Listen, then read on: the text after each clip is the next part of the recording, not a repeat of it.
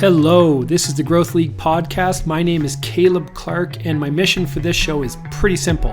It's to learn from marketers on how they're playing the great game of marketing leadership. Their ideas, experiences, perspective, wins and losses, and the playbook that they've established over time. Listen, there's more than one way to lead a marketing team and a marketing function. So if you're a VP, a CMO, director, or someone aspiring to fill one of these marketing leadership roles in the future, tune in to learn from some of the best in the business. Sort of blocking and tackling of what the department is responsible for. Is there anything there that just causes the team relentless frustration and challenge? Yes, there is. So there is a lot. There is a lot of little things to do each and every day. And I think people think of marketing as really just social media these days, but they don't necessarily think about the omni-channel presence. Like a robust campaign is everywhere. Welcome. Thank you. Thank you for having me. Absolutely. It's an honor. We're here today with Kendra Scurfield, the VP of Brand and Communications for Banff Sunshine Village Ski and Snowboard Resort. If you're looking outside right now, which you aren't, but this is a very good day. Right? But this is a very good day for you and your team, I imagine. Thank you for being on the show. Thank you. And whenever it snows, we say in our business, snow is sex, and that's what sells. That's right. You can be any kind of marketer. If it snows, totally, you win. Totally. Well, and imagine there's only so many things you can say or convince people to do, but unless the snow report says come, there's not a lot you can do. So that's a tough gig to be in for sure.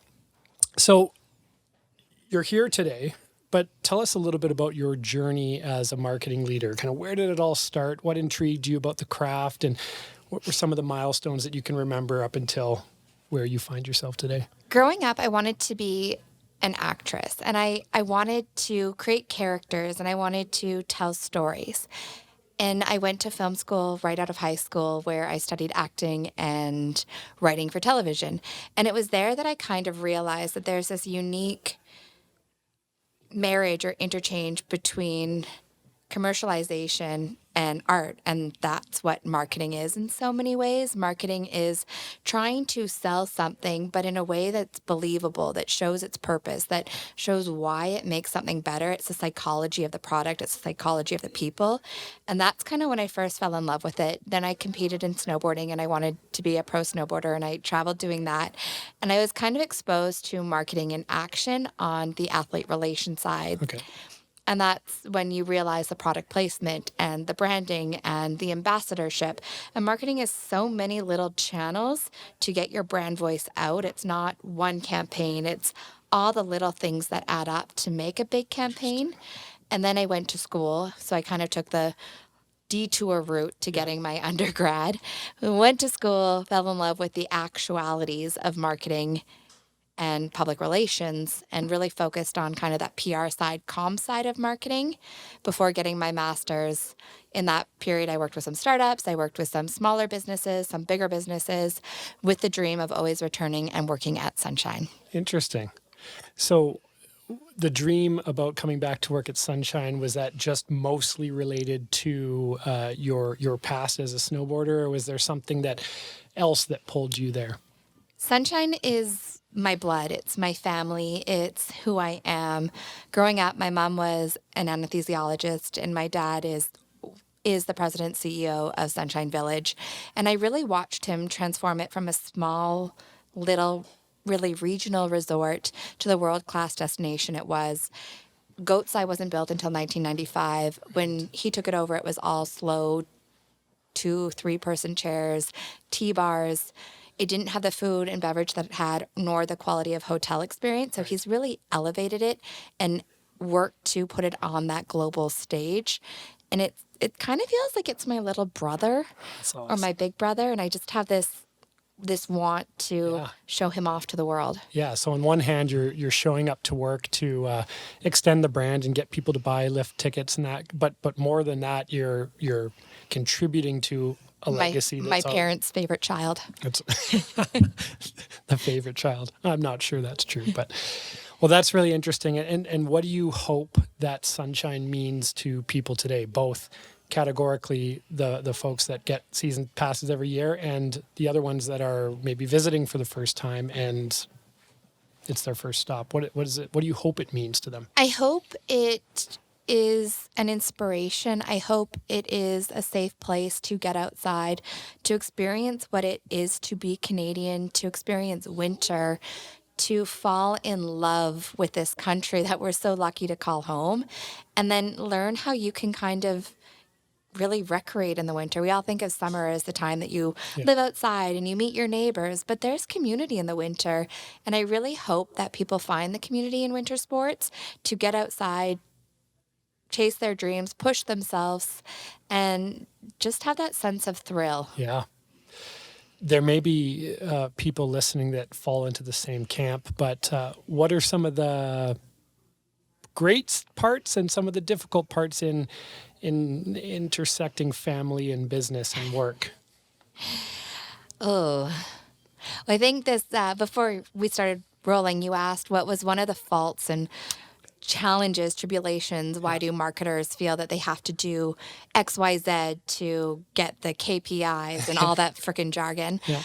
I think that goes back to some of the insecurities of also being in a family business or working for a more analytical accountant, bean counter type person. Okay. When you work in a family business, everyone is passionate, especially your family, about making sure the brand and the business looks and presents the way you want it to. And everyone goes to conferences and everyone reads magazines and everyone reads the latest articles of what you should be doing. But is what you should, said so-called experts, be doing actually what you need to do? So I think there's all these like hot potatoes that get thrown at you, and eventually you just want to drop one or say, sorry, I can't do that right now. Right. Boundaries. Right. And then over time, being able to rationalize as to why helps. And take out that emotion, like that one beat. Right. Yeah, just think about it for a sec. Like nobody knows how to push my buttons like my brothers do. Do they use that power to their advantage, or are they empathetic about their understanding that they do that or can do that? I don't know. Yeah, that's funny.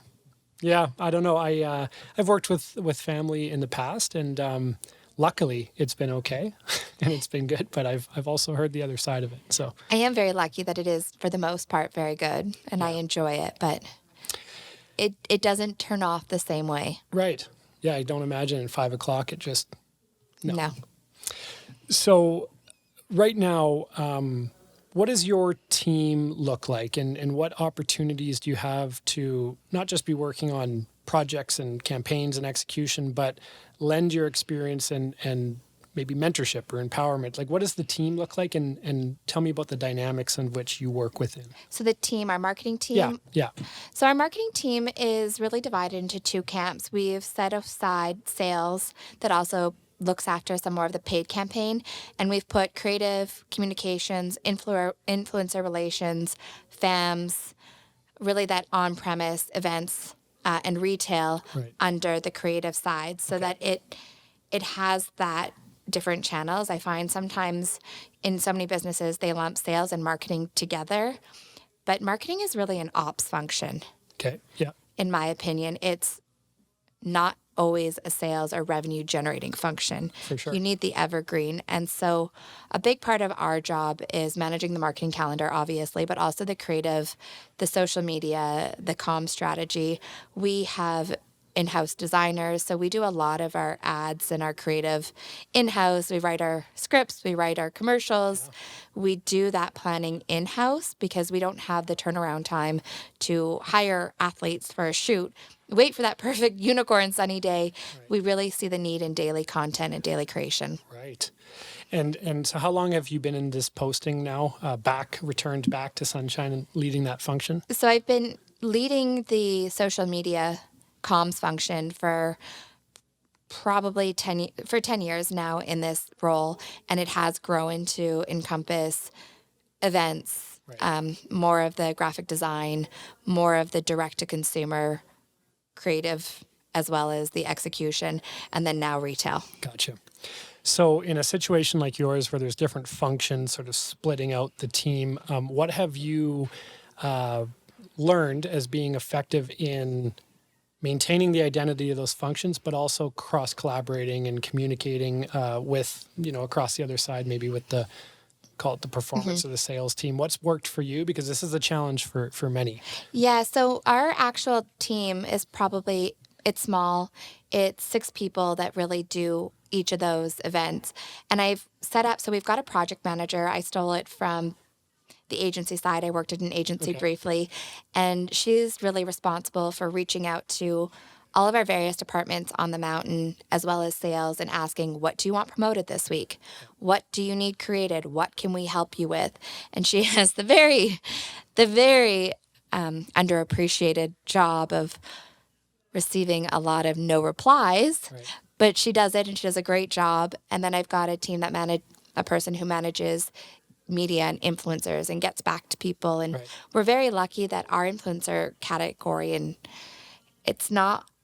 we're not a product like a purse or socks that has to go and be like, please post you wearing our sock. We have them coming in. So she'll see what we can give them, what we want to give them, if they're a fit. And then we'll send her on a fam with that. And then when we are working with our paid or with our performance-based, we're providing the collateral, we're providing the designs, we're providing messaging. They're circling back. Sometimes salespeople will tell fantasy stories about what they can promise. And true enough. Yeah. And you'll be like, oh, okay. Oh, you promised them a social media post promoting a competitor resort? Yeah, no. That's funny. And then you got to kind of backtrack a little bit. That's funny.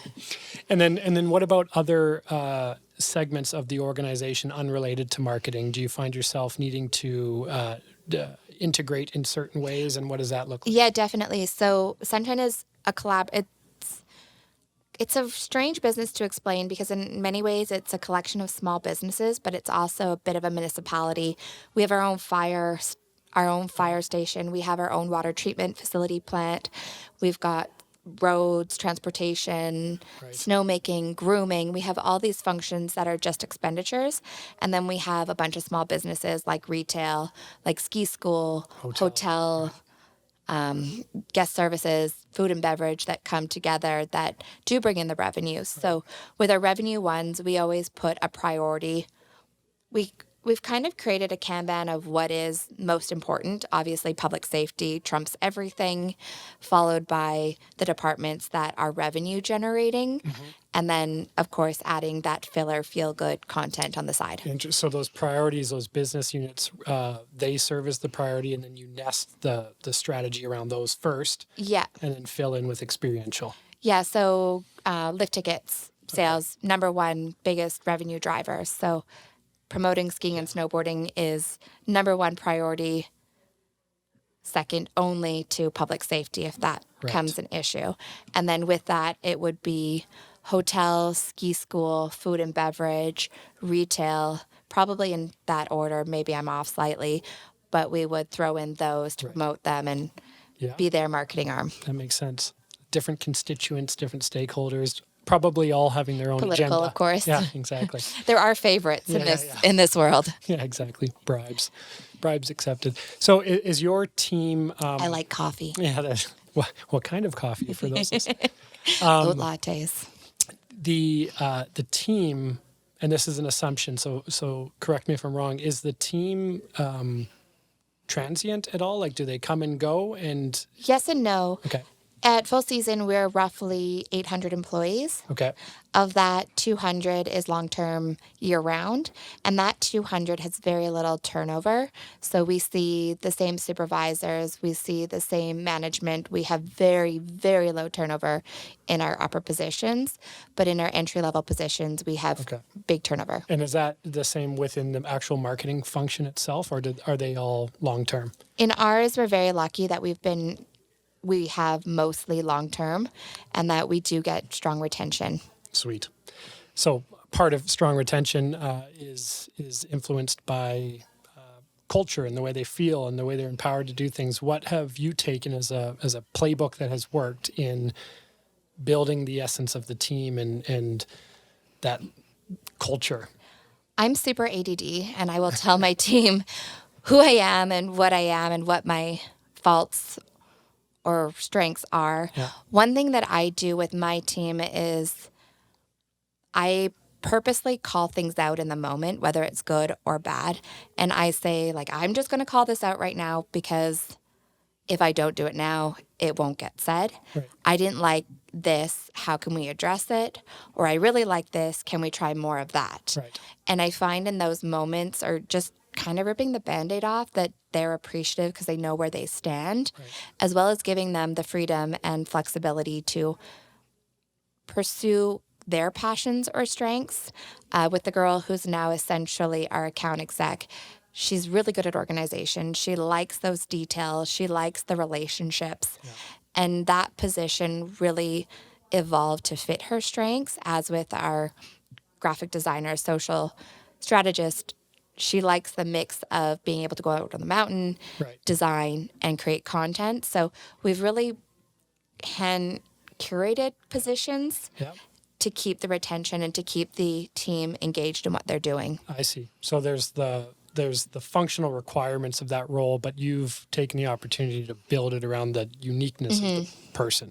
So makes sense to me. People support what they help create, right? And if they can create that role, at least part of it. And we all have parts of our job that we don't like doing. Yeah. I do not love doing. Yeah, what do you not like? I do not like doing POs. Okay.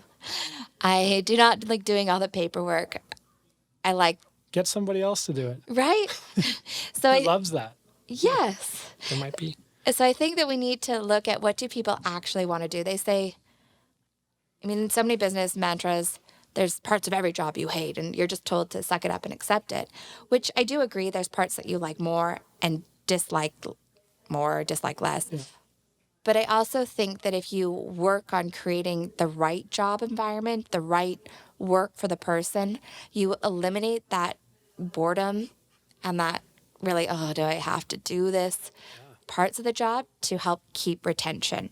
That's awesome. So is that something that you just valued from experiences before, or when you came into this post, this is how I'm going to do it? Why are you taking that approach? Because conventional wisdom says just, here's the functions, put the person in that function. I had a job after university, and it was PR and social media for a home building company. I was bored out of my mind. Oh, yeah.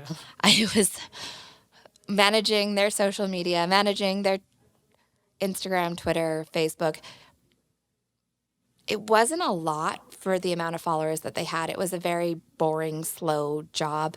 There wasn't a lot of support in getting the content. It was a lot of like, no's, no, you can't do this. Mm-hmm. And I was miserable.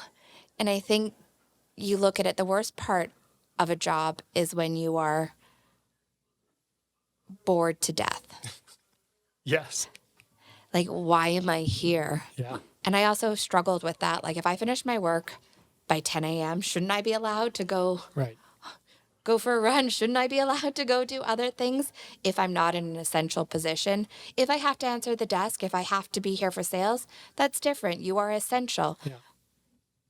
But when you have no work to do, why are you sitting there wasting your time and the company's time? Well, and that only works when you have a team of engaged people that are all sort of rowing in the same direction in terms of why are we here, what's the impact. Mm-hmm.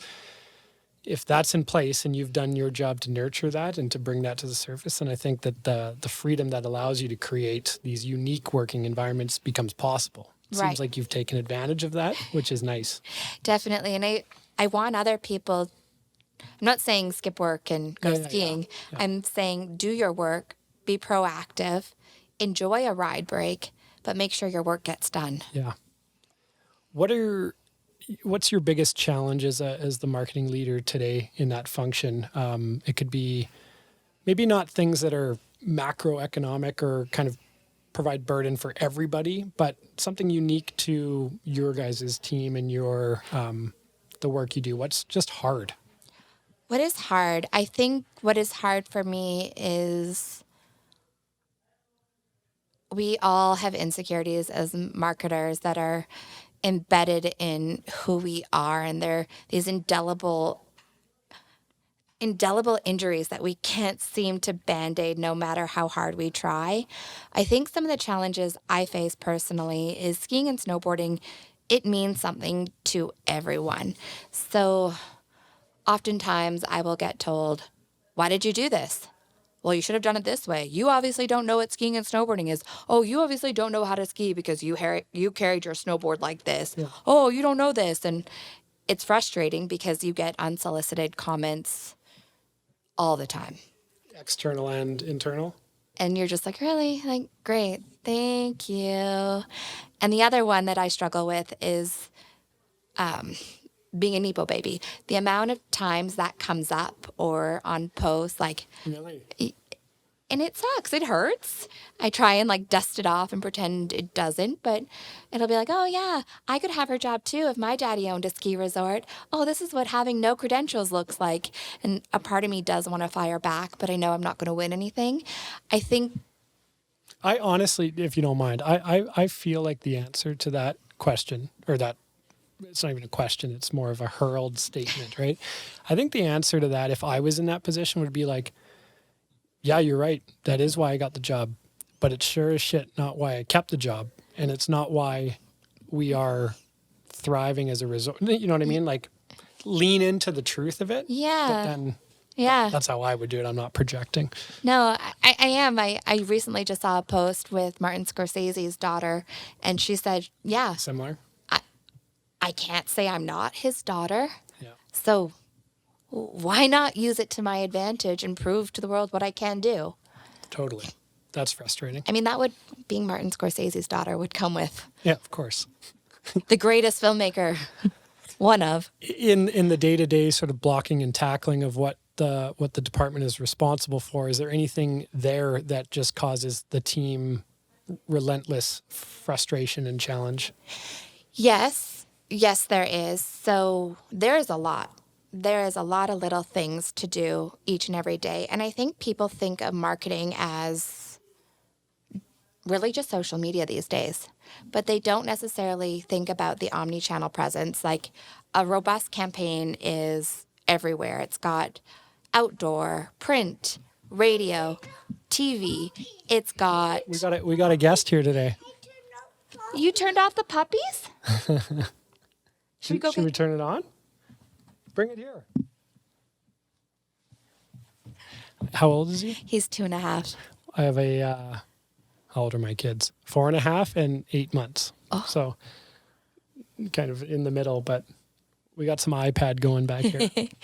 And I think when we go back to those campaigns, and everything's new and shiny in marketing world. Oh, AI. Oh, ChatGPT. Oh, we have to try this. We have to do that. Yeah. But you can't let go of the tried and trusted campaigns that have brought you to where you are. So what works for your team? Yeah. I think that's the hardest part, is balancing what you have. I think everything's shiny as a marketer, and you want to do what's new and what's cool and what all the experts in air brackets are telling you to do. But it doesn't mean you can't stop doing your mailer if your mailer works, or your relations, or your flyers, or your nor should billboards. Yeah. And I think that's what's hard, is balancing the new strategies with the old strategies and making sure that you're not letting go of things. Right. And adding that personal touch whenever you can. Because what guests like, what we all are hungry for now, is somebody that you can associate the business with. We don't want to just have another faceless corporation. Right. What do you mean? Tell me more about that. Like, I mean, yes, Jeff Bezos is Amazon, but have you ever tried to get Amazon on the phone? No. Can you get them on the phone? I don't imagine it's easy. Or Facebook? Like, yeah. We know Mark Zuckerberg's some superstar businessman, or... There's a way to get Facebook on the phone. If you spend enough in advertising, you can get them on the phone. But you gotta get to there, and then you get a certain person, and even then, they call you. Yeah. Yeah. It's not like you can be like, hi, how are you? Yeah. For you, how do you know when you're driving home from the hill back to where you live, how do you know if you did a good job that day, personally? I would say it's a feeling. It's something intuitive. Obviously, you can check the numbers. You can see your skier count. You can see your sales. And that's one thing, but the work we do as marketers isn't for that day. It's promoting the brand long term and the evergreen elements of it. I would say I would know if I did a good day if I touch someone, not like in a Yeah. creepy way, but in a way that made them feel that they belonged at Sunshine, that they could learn to ski here, that they didn't have to be an expert to have fun, that their kids are welcome, that they can be themselves at Sunshine and that they want to come back. That would be my win. That's awesome. And impacting someone that could be the guests as you've exemplified, but also team members because Team members are customers, they're guests. They they could work anywhere, right? might be working a season with us too, but if they go back to Australia, they're going to tell their friends about the incredible season they had, the winter. It's going to stick with them, hopefully forever. And one day when they're old and they have better paying jobs, they'll come back and ski us. That's awesome. An example that I have recently is, have you heard of Tyler Turner? No. Tyler Turner is this incredible athlete. Like, he's a mutant. He's next level. He lost both of his legs in a skydiving accident. Essentially, 2 years later, he's on the podium winning gold for Canada in snowboard cross and bronze in the bank slalom. That's crazy. He's one of our sponsored athletes this year. And in that period, he also had to get over an Oxycontin addiction that was prescribed to him because obviously losing not one but two legs is Painful. And he spoke to us at our leadership training, and Sunshine was where he skied as a kid. It was where he wanted to be. He called himself, and he and his friends would make these stickers, and they would call themselves the Sunshine Villains. And they would take our stickers and kind of deface them a little bit and stick them around town. But Sunshine was his mountain, his home. And now he's riding for us. And I just spent Monday with him actually riding the border cross course with him and practicing. I couldn't keep up, and I'm not bad, but he's amazing. And then what he's doing to get other younger kids that have lost a leg into action sports, and how he's touching them and showing them that there is life to grow, and how Sunshine can play a small role in that, that's a huge win. That's awesome. What a cool story. And I'm assuming he's happy to wave the Sunshine flag now. Yeah. Because of all that. Like, if anyone's listening, go check out tylerturner.ca or tyturner14 on Instagram. He is a huge inspiration. That's awesome. That's really cool. I don't, whether it be at Sunshine or in experiences in the past, have you had any experiences working with a combination of an external marketing partner and internal team? And if so, what has been your approach to crafting, the perfect relationship or as close as possible to that? When I started, we used a third-party creative for almost everything. Every time we needed a newsletter or poster, menu.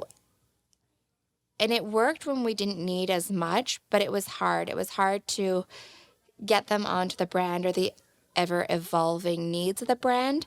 I think where you have the success between agency and in-house is when it's a big project or it's a brand redesign, refresh, or paid social. So with our website, we worked with a local agency, and that was a project that we couldn't do ourselves. Too many hours, too much.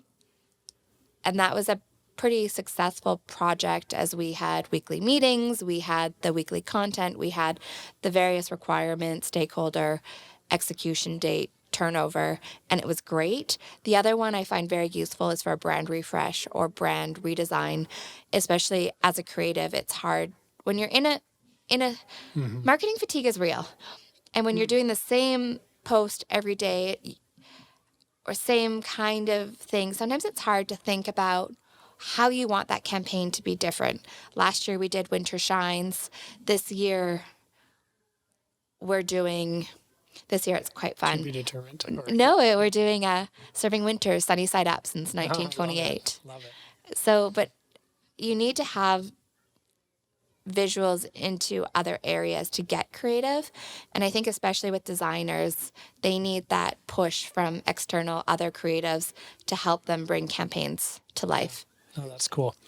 Copywriters I started my career as a copywriter, but we're kind of weird. You can just come at. Well, I think copywriters, it's the hardest skill to be good at. Well, hard for those that can't, but for those that can do it, it's certainly the most important function in my perspective. Are you a copywriter? I'm not, and I say that because I'm terrible at copy. But having seen how I've taken a stab at copy before, and then having a real copywriter do it, and it's just like you realize very quickly that it's a different ball game. So I started as a copywriter, and I still do a lot of the copy for Sunshine. I find the design is my Roman Empire. I think about it. I wish I could do it, but I can't, and I find it like the most important. But it's funny because my copies always just ends up being like so long because it's anybody can write long. Very few people can write short, and some folks on the outside think that, well, it's easier to write short amount of copy. Yeah, if you're trying to get the essence communicated in less words, that's difficult. Anyways. What was it? I think it was Alexander Graham Bell at his museum in Sydney, Nova Scotia. He writes a letter and he goes, "I apologize for the length of this email. Length of this letter. If I had more time, I would have prioritized brevity." Yeah.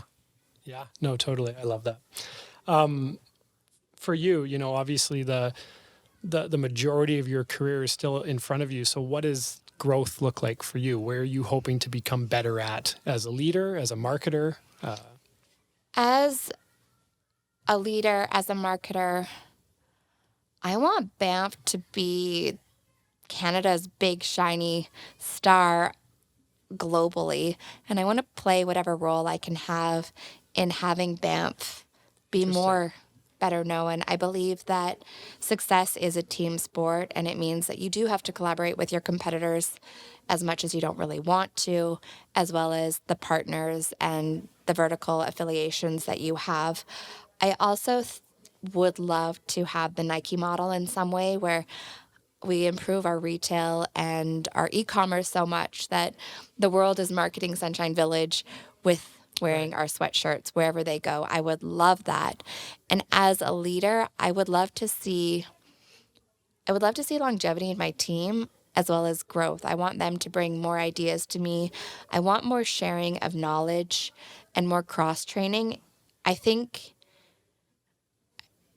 we all have a certain skill set that is innate to us. And because it comes so easy, we don't necessarily know how to teach it. But when we put ourselves in other people's shoes and we see what comes harder to them or what comes easier to them, and we let them teach us, then we have a bigger appreciation. So I want to bring on more of kind of, I don't know, a creative school or creative teachings to really help my team develop and others develop. That's awesome. I love that.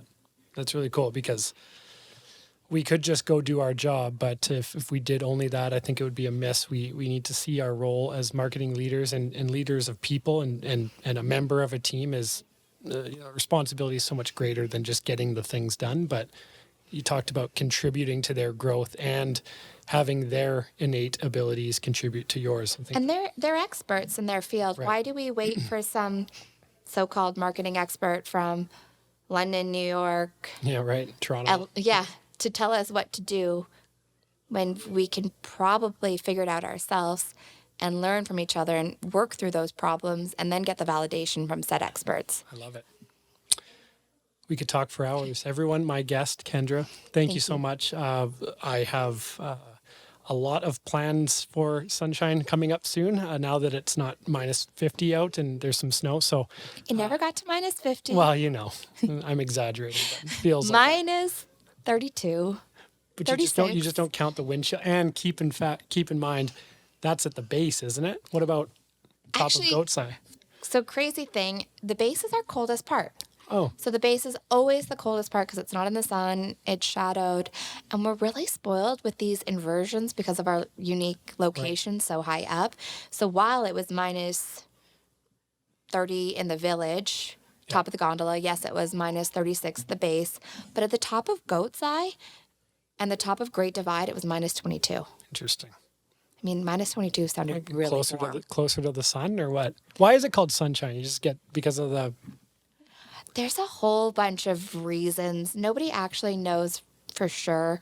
I've heard several stories, but the one that I'm going to go with, that I believe it's called Sunshine, is because it was Calgary. Calgary is one of the sunniest cities in the world, definitely in Canada. And we had these big blue skies. So it was trying to bring in the location of the prairies meets the mountains with the sunshine. The village was in previous plans before there was more challenges put in place to develop in the park. There was more goals to have more hotels and other little amenities on the mountain. So there was this hope for a village. I see. The funniest story is that some previous marketer in the 60s or 50s, he went to Sun Valley and he wanted a name that sounded posh, like Sun Valley. And he was like, I know, Sunshine Village, SV, SV. There you go. So there's a lot of different, but you've chosen I got you. One other thing I want to get your help with is you're a snowboarder, right? I'm a skier, but a lot of times friends of mine that are snowboarders and I want to go out, and they always say that